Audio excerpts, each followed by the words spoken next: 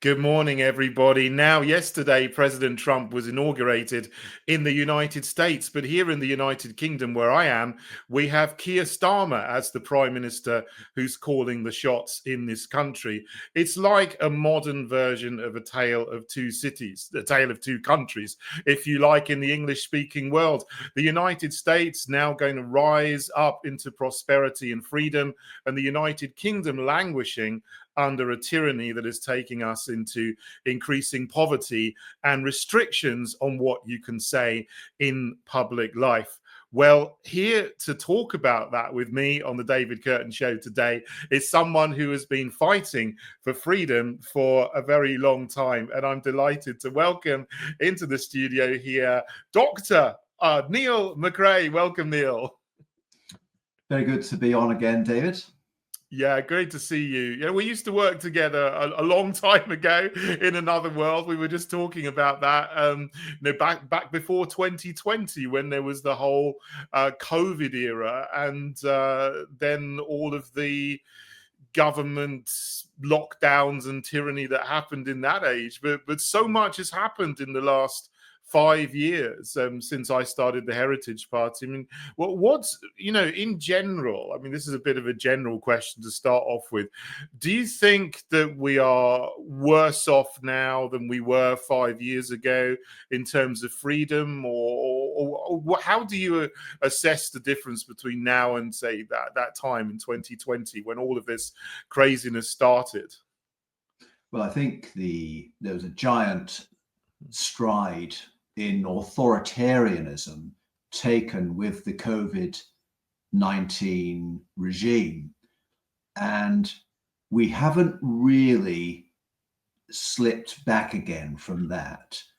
Sure, the specific pandemic restrictions have gone, but there's a culture now of hierarchical, authoritarian type behavior. I mean, I see this as a trade union rep for the Workers of England union. I've seen an authoritarian turn in the way that employers treat employees since they were given license to do very nasty things to workers during the COVID regime, like sack people if they refuse to wear a mask or if they refuse to take the experimental injections. So that culture has continued. It's been very much licensed by the establishment. And now we have, with Sir Keir Starmer in charge, his administration is not even hiding its sort of totalitarian bent. And we saw that with the response to people expressing concern after the killings in Southport. Yeah. And I think it's very interesting, David, just to finish on this point quickly before you go on to your next question. Interesting that Donald Trump has come in with his inauguration yesterday and presidential executive order to release the January 6th protesters. Now, many of them were the same as the Southport people who were incarcerated, and many of them didn't even attend the Capitol on the 6th of January 2021. That they were jailed for social media posts.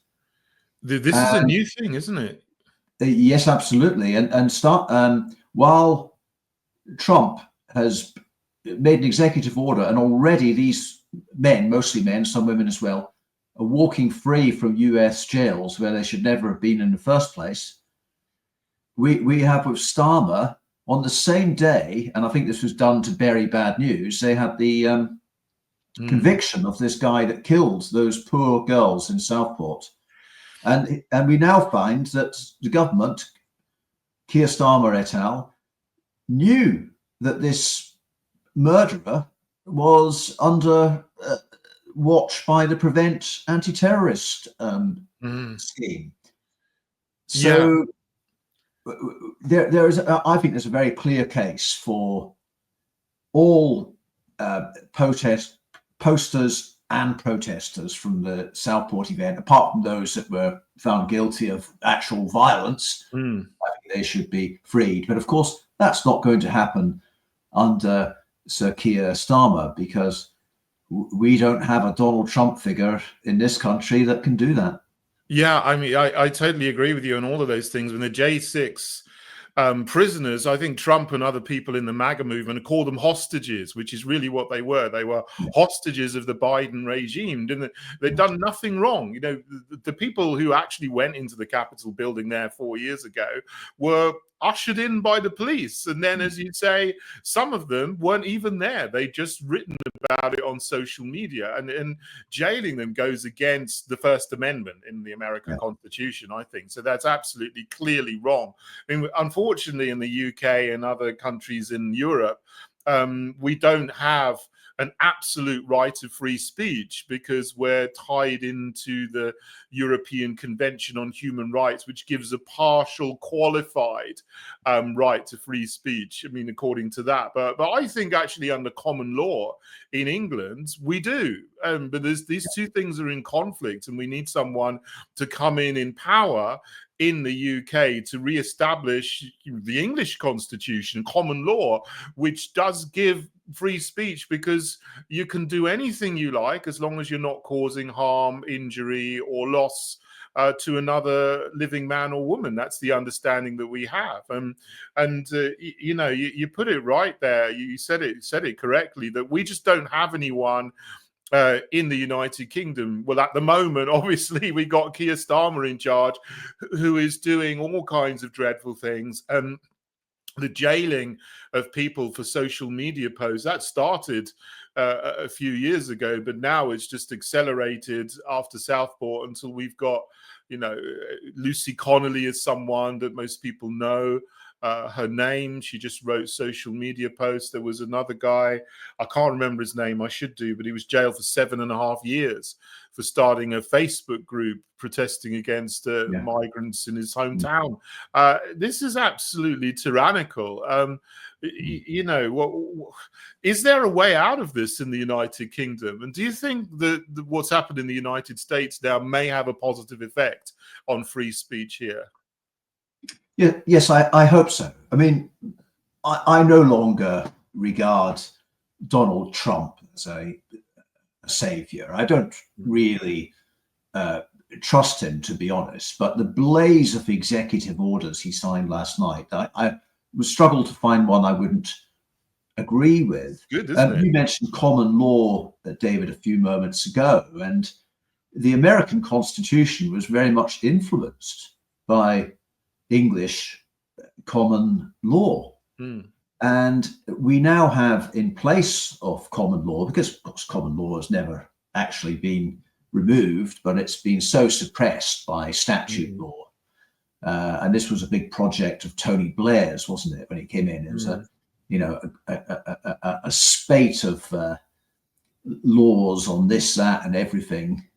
And you know, it was a statutory replacement of the remnants of common law. And instead of the common law right to freedom of speech, we have, as you put it, qualified rights under the European Convention on Human Rights, as enshrined in the Human Rights Act 1998, passed a year after Tony Blair came to power. We can still use those rights, though, and I certainly try to do so as a trade union representative. Recently, David, I had a horrifying case, and I won't go into too much detail about it, but just very, very, very briefly. An NHS worker was dismissed and lost appeal for Facebook posts about the Southport murders. And okay, some of the posts were a bit feisty, but this was a horrific incident. And of course, people were talking about it. And her concern was that with these poor, innocent 7, 8, 9-year-old girls, 11 of them attacked, 3 of them died. And what kind of country do we live in where a horror like that happens and we're not allowed to speak about it. Well, that's the NHS Trust view, because apparently if the killer is a migrant or of migrant background, different ethnic minority, then by definition it's racist to say anything about it. So I try to defend her on the ECHR, the Article 10 and 14, I can't remember what the numbers now, but the two specific ones which are relevant to this conversation. One is the right to a private life.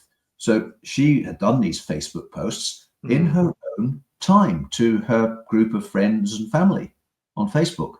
It was snooped on by a manager. And secondly, the right to political expression. Now, neither of those rights are absolute, but there is legal precedent showing that those rights should not be interfered with except at a very high threshold. So for political expression, one would need to be pushing extreme forms of communism or Nazism, right? And just reacting to a mass murder on the streets of a British town doesn't really come anywhere near that threshold, as far as I'm concerned. No, you're absolutely right. I mean, I think this whole idea in law of bringing hate into law and stirring up hatred and racial hatred and religious hatred goes against freedom of speech, because what we had before hate was first introduced into law in the 1986 Public Order Act, ironically under Thatcher. It was an incitement to violence was wrong. Incitement to crime was wrong. Those were criminal offences. But that's where the line was. So the thing is, with you mentioned, and I know you're operating in the system, the legal framework that we have. But when you're talking about high thresholds and low thresholds, that's all quite arbitrary, isn't it? It's not specifically defined in any way. And that's a problem, because people actually don't know what they're allowed to say and what they're not allowed to say. Yes, and I'm glad you mentioned the arbitrariness of it, David, because I think that is the ultimate exercising of totalitarian power, where the law is applied in an arbitrary way so that people don't know whether what they're doing is legal or illegal. I'll give you a quick example of that, David. I attended one of the very large protests about the Israeli attack on Gaza back towards the end of 23, I think. It was shortly after the October 7th event. And I wrote a placard myself, a handwritten placard. And I was concerned that I might get picked out of the crowd by the police. Because almost everyone, I would say 97, 98% of the placards that people were bearing at these protests were placards produced professionally by the Socialist Workers' Party, which is not like hijacking the event.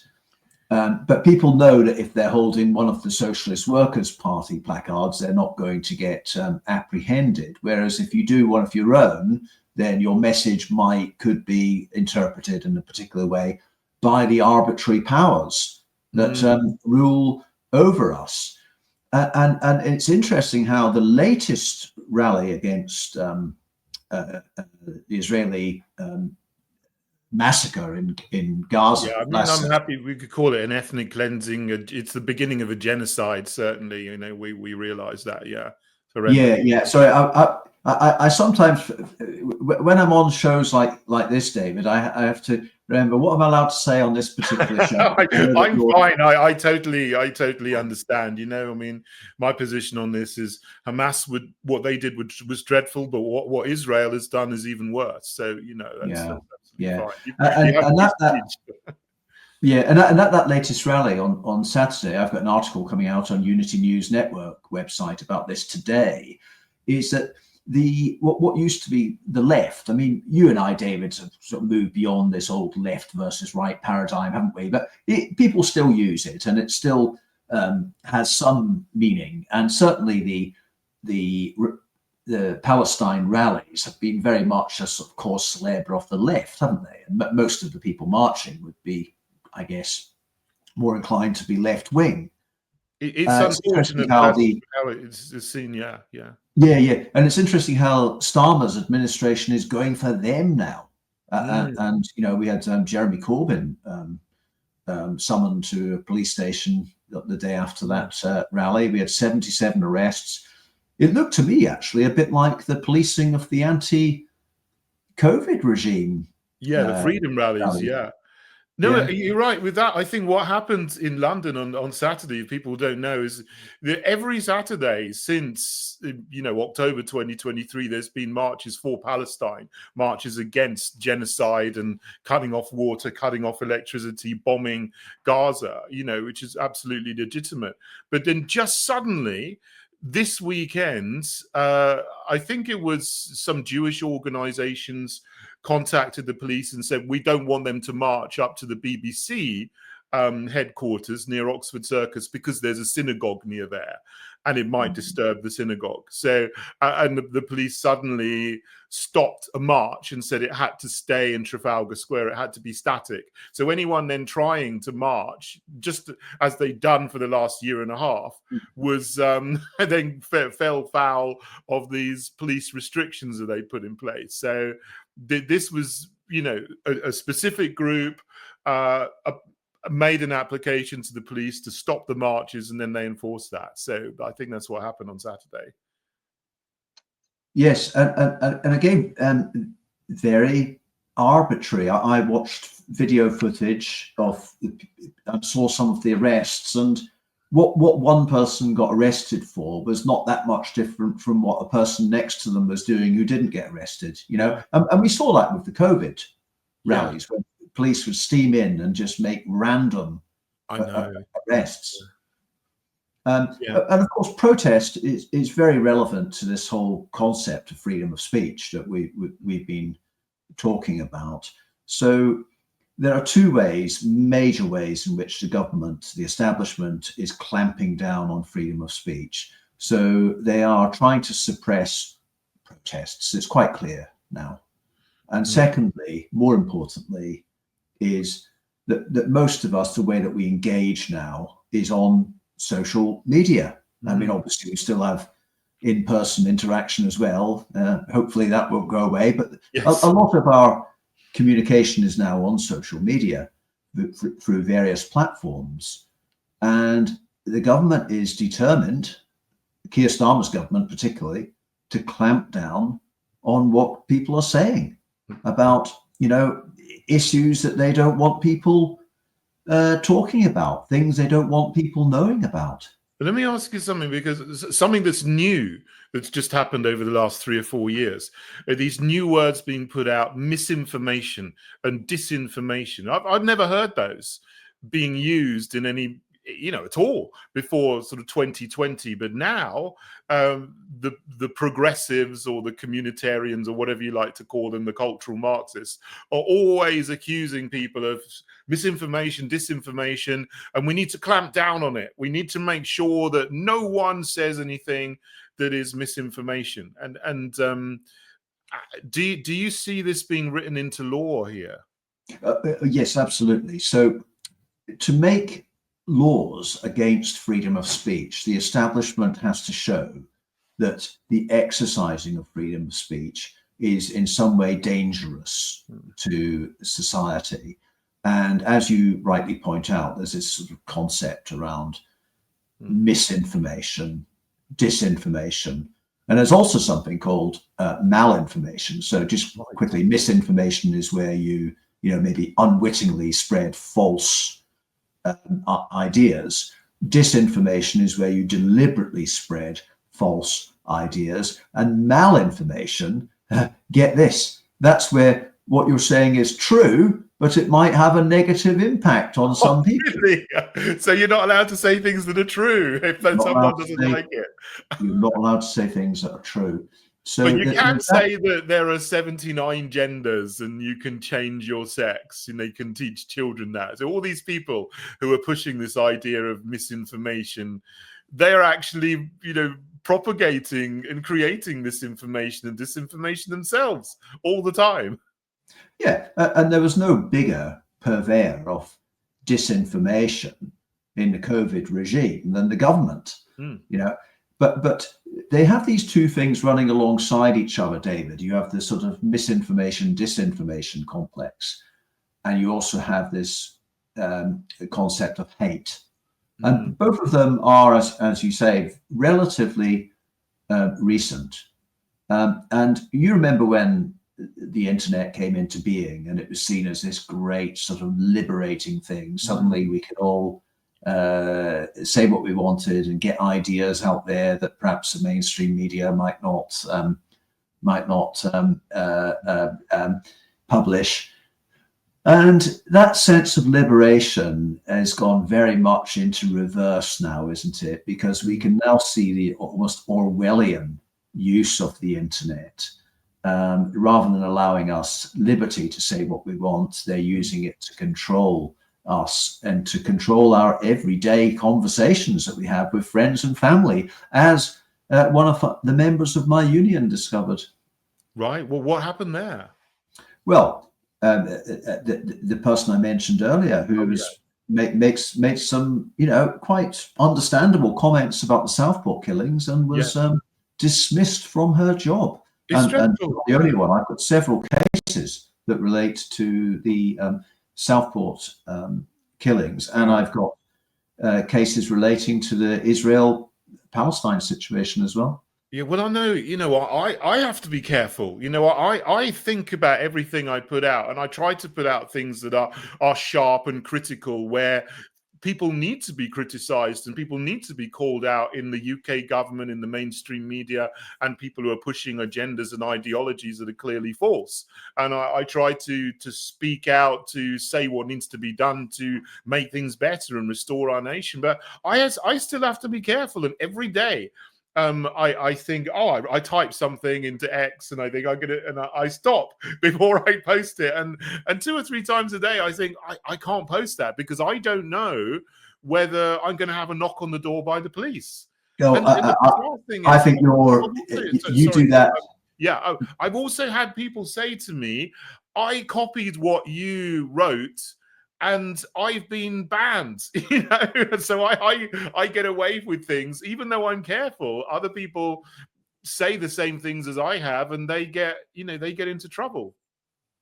Well, that's interesting. What the latter point where that you made there, because I was going to say to you that you do remarkably well at sort of tagging close to the wind, so that you say, you things right up to the point where, the line is arbitrary, isn't it? We don't know exactly what we're allowed to say and what we're not, but you do a very good job of pushing things about as far as you can. And I think because you're known to be someone who does speak your mind, but does so in a way that is always in consideration of the law and the powers that be, I think that in a way you're perhaps almost like trusted by the authorities as somebody who won't go too far. Now that doesn't make you immune, of course. You could get a knock on your door at some point or other. But it's interesting, that latter point that you made, that somebody just saying the same thing as what you said, who doesn't have the same reputation as you and perhaps the same protection, could get themselves into trouble. Yeah, I mean, what I mean by that is that they would get banned on, the platform that begins with YT. I won't say the full name, and even sometimes get thrown off X. Not so much now, but they used to. Or find that they're shadow banned or something like that on social media, because a lot the social media companies now are required by these new laws being brought in about digital broadcasting and speech on digital platforms. They have to adhere to certain laws in, not just the UK, but the EU as well. I mean, I've had a number of times people have complained to X, or Twitter as it was, about things that I posted, and I get some message back saying this has been investigated in line with the laws of the Federal Republic of Germany. I'm like, well, why on earth have you compared what I said to German law? But they have to adhere to the laws in all different countries, because what I say is essentially broadcast around the world on X or on other platforms. So that's an interesting thing as well. Yeah, but it does seem to me that the arbitrary lines that are drawn around what you can say, there's also an arbitrariness around who says it.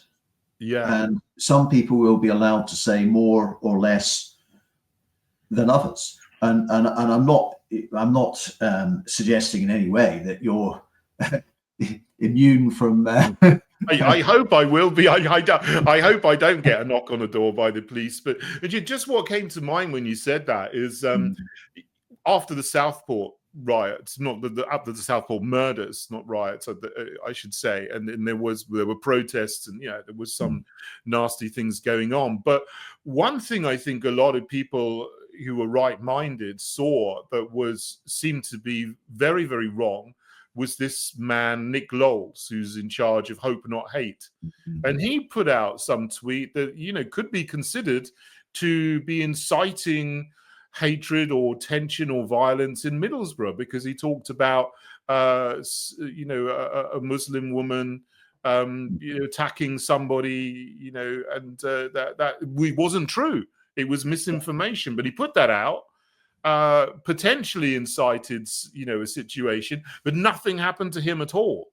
Whereas other people who've done far less than that are now in prison, and that's the arbitrariness of what's going on. Yes, and it's a very sort of politically selective arbitrariness, isn't it? I mean, you remember the Extinction Rebellion protesters blocking roads in London, blocking the M25 orbital motorway, causing severe disruption, and they were actually treated with kid gloves by the police. I think they started to clamp down on them a little bit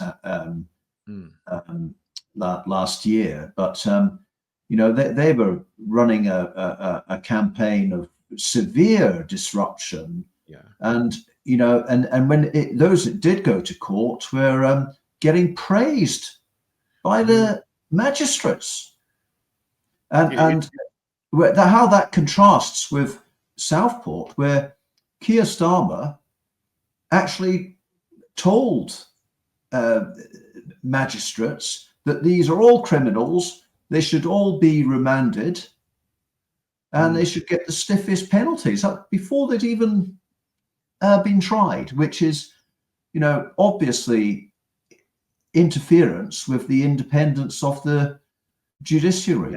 So there is very, very, very different treatment depending on which side you're on. If you're speaking for something that the establishment approves of, that fits in with the official narrative, you could say something in the COVID regime, like anyone that refuses the vaccine should get put in an internment camp, or they should be denied NHS treatment.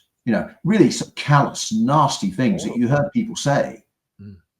And nothing happened to them because they were speaking in favor of the official narrative. And as we've seen with Southport, people just, I remember around the time of that frenzy around people being arrested, I was thinking, well, maybe I could get hauled in because of things I've written. I wrote an article about the Southport protests, which could have been treated as inflammatory, incendiary. That's if they wanted to make it cross that arbitrary line that they've drawn. Nothing happened to that, but there are certainly people in prison who have made posts on Facebook which are not much different to things that I've commented. It's dreadful, isn't it? And you mentioned you bring up a very important point there, which are the judges and the magistrates, the people who are actually handing out sentences or not. And in the UK, for people who don't know, all the ins and outs of what's been going on, we've had people who have been guilty of having pictures of children. I think you all understand what that means, on their phones, and have got a suspended sentence. They're not in, they should have gone to prison, but they haven't, because the judges have let them off. And sometimes the same judges that have put people in prison for 2 or 3 years for social media posts. Really, do you think that the judges, we have a problem with the judges and the magistrates in this country at the moment?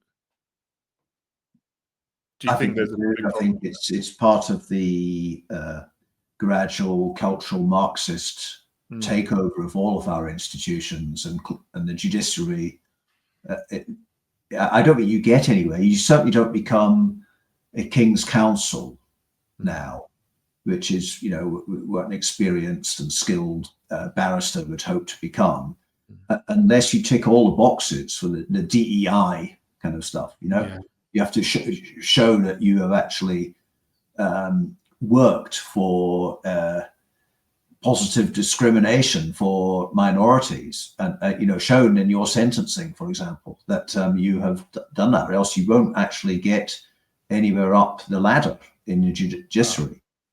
And that same logic is applied across all of our institutions now. That's why, people are in charge of charities and corporate businesses and all kinds of public institutions who might not be particularly good or even interested in the core service or product that's provided, but they speak the language of DEI. They speak the language of common purpose and cultural Marxism.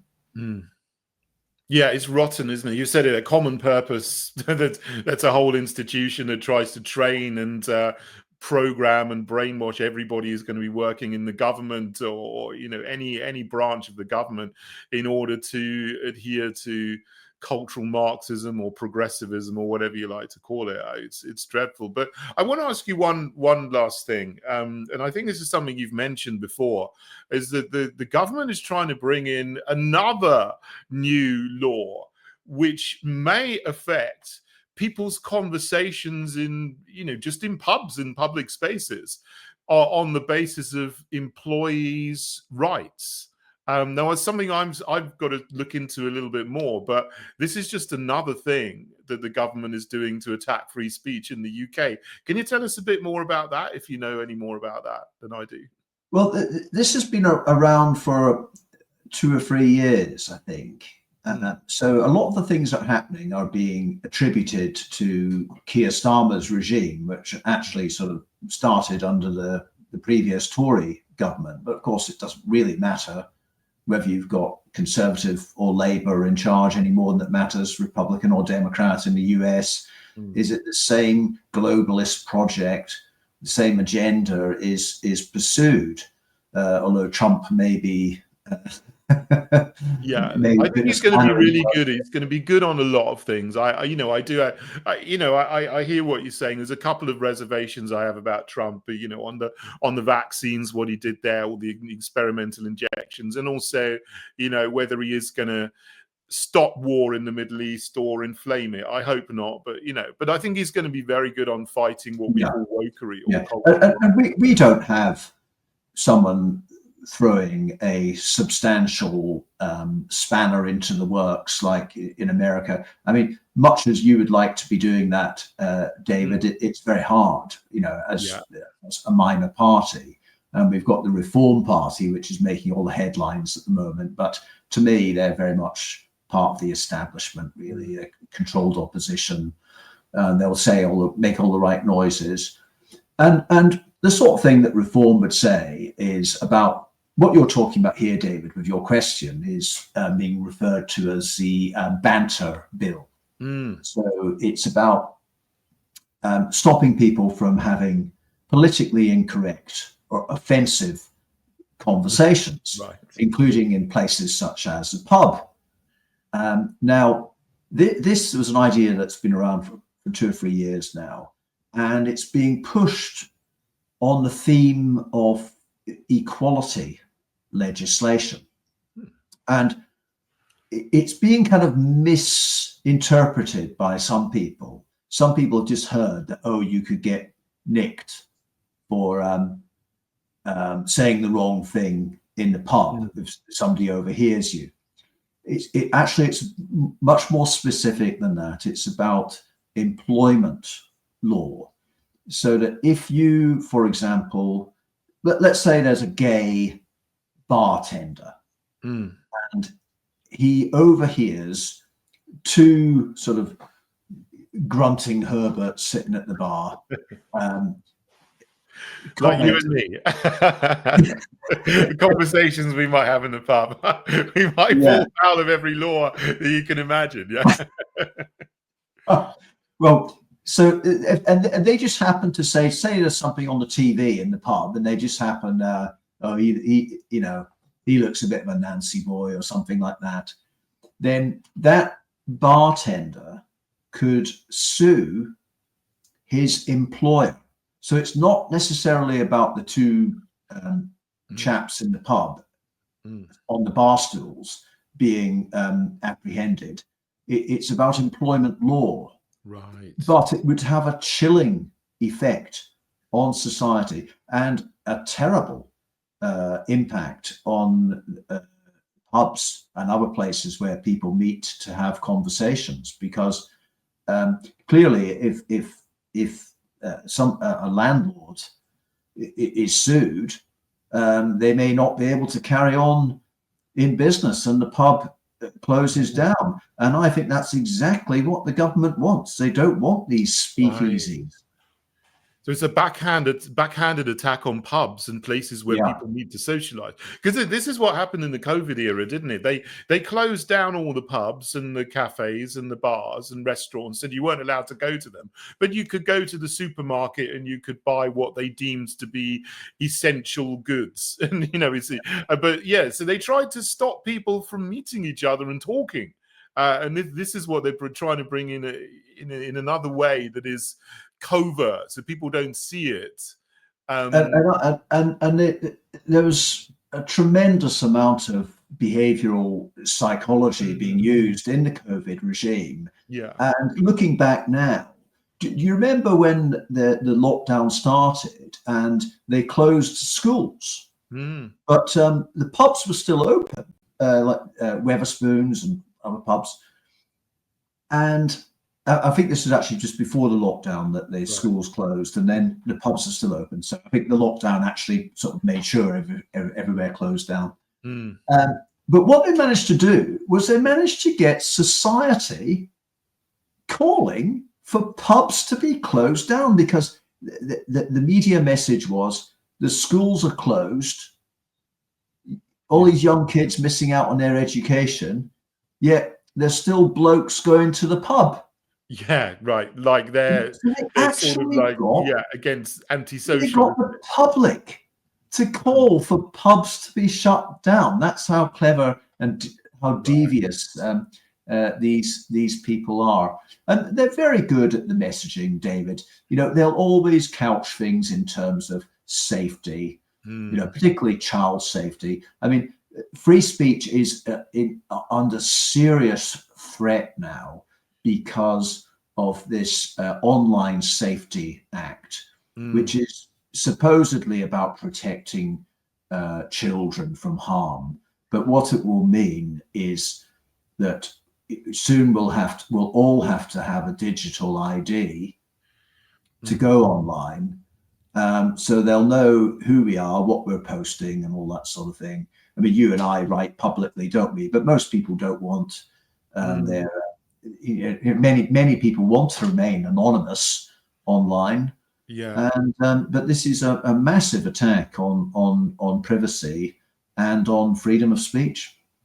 It is. You think, when you look at these people and what they're doing in the round, they don't care about kids at all, because they're trying to push transgenderism and the confusion and the mutilation that goes with that onto kids in schools.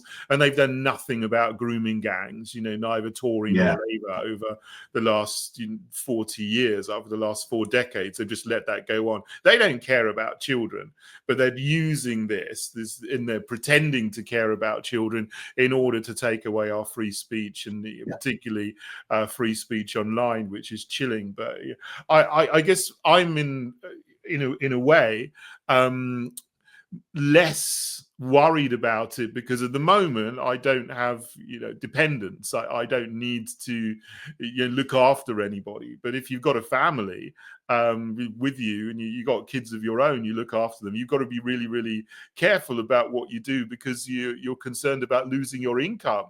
And on top of that, going to prison is one thing, but you've got to keep an income coming in to look after your family, and that stops a lot of people from speaking out and saying what they want to say, even though they hate what's going on, which is a very chilling thing. We all have to be careful for the reasons you've just given, David. But we all have livelihoods, don't we, to protect. None of us really wants to be pursued by the by the sort of crime and policing regime. None of us wants to be spending lots of money on lawyers defending ourselves. None of us want that. But I am reminded of somebody that told me this very recently, which is, what is the most common phrase in the Bible? Do you know that, David? I think it's fear not. Yes. Yes. That's right. Do not be afraid. And we should not be afraid of speaking truth, whether you're religious or not. Truth is all about integrity.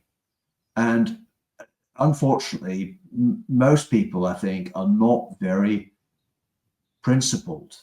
They will do what they can to survive. They will make decisions, make choices in life that make things easier for themselves, even if it means others will suffer.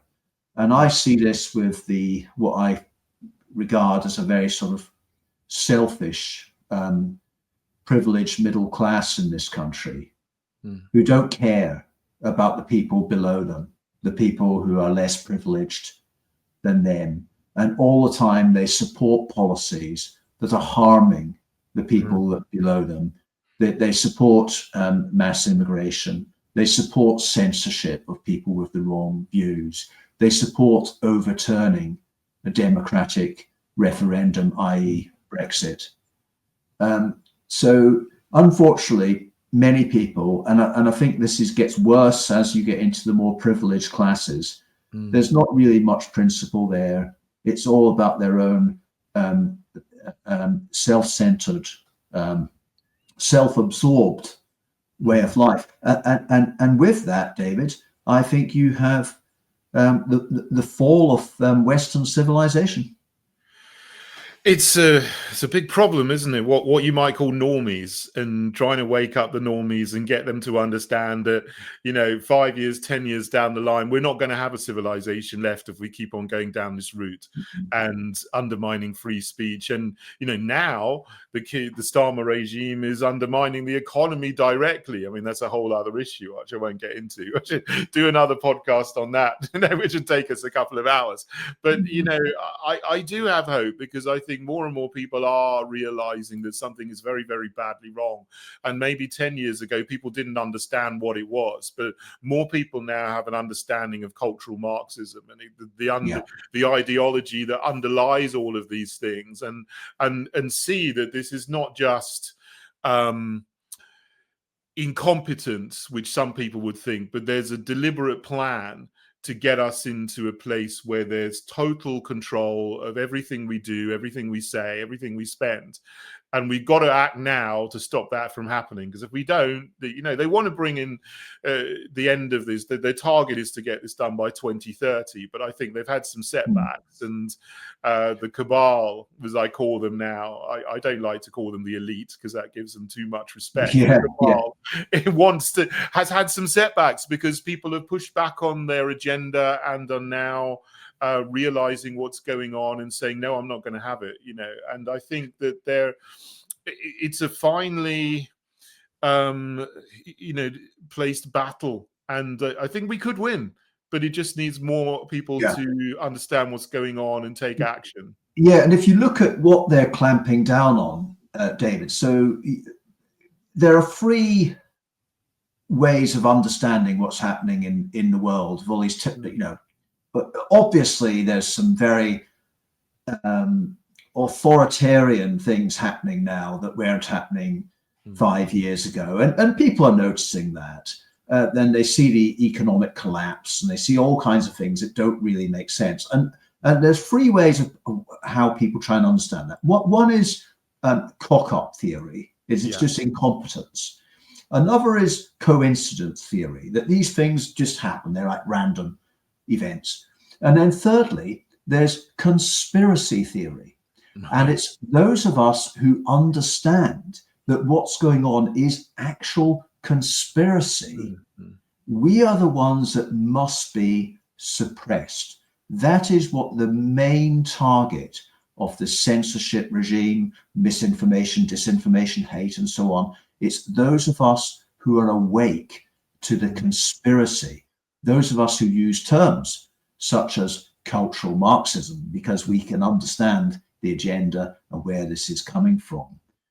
So that's where the establishment is most earnestly silencing people. It's those of us who understand the motives, understand the agenda behind all the things that are happening in the world today. I think they're afraid of us, which is why they want to suppress us with increasing brutality. But they wouldn't do that if they didn't know that we were right, and if they didn't know that if we wake more people up to this, then their plans could fall apart, because people would just want to establish freedom again, and true democracy and common law, and go back to what I would say Christian principles. It reminds me of the song, Marvin Gaye song, "What's Going On," which was actually written following a member of the Temptations band that saw a brutal policing of a protest in MacArthur Park. And I think it was MacArthur Park. And the song was written, "What's Going On," about people being punished just for seeing and saying what they saw. And that is what we've got now. The people who are protesting about the genocide in Gaza are just saying what they see. The people who were protesting after the Southport killings were punished for saying what they see. Yeah, well, I think we just got to carry on doing that, but do it wisely, in a way that they can't have an excuse to come round and harass you and put you in prison. But that's increasingly difficult. But like Niall, we've been speaking for a good long time about this. So thank you for all your thoughts and all the work that you're doing to highlight different aspects of what the cabal is doing and how we can resist. And you're really pushing the Overton window when you write articles. I know you write articles for various publications and so on. So I think you've written for Conservative Woman, the European Conservative, Unity News Network, and many others. Who else have you written? Who else are you writing for at the moment, where people can find your articles and your thoughts? I'm quite tickled by writing for Country Squire. I don't know if you come across that, David, because Michael Gove reads that. Let's hope he wakes up. I'm not sure that will happen, but anytime soon. But we can hope. Anyway, look, Neil, it's been fantastic to talk to you today. Thank you for watching the show. If you're watching here on whatever platforms you are, please do like this conversation, this show. Please subscribe if you can, and if you would like to donate to what we're doing here, what I'm doing with Right Think, you can go into rightthink.tv. That really helps me to keep on making the show and putting out videos. So rightthink.tv, you can find all the shows, other articles, and you can donate as well. So thank you so much for listening, and thank you, Neil, for joining me today. God bless you all. Thank you, David.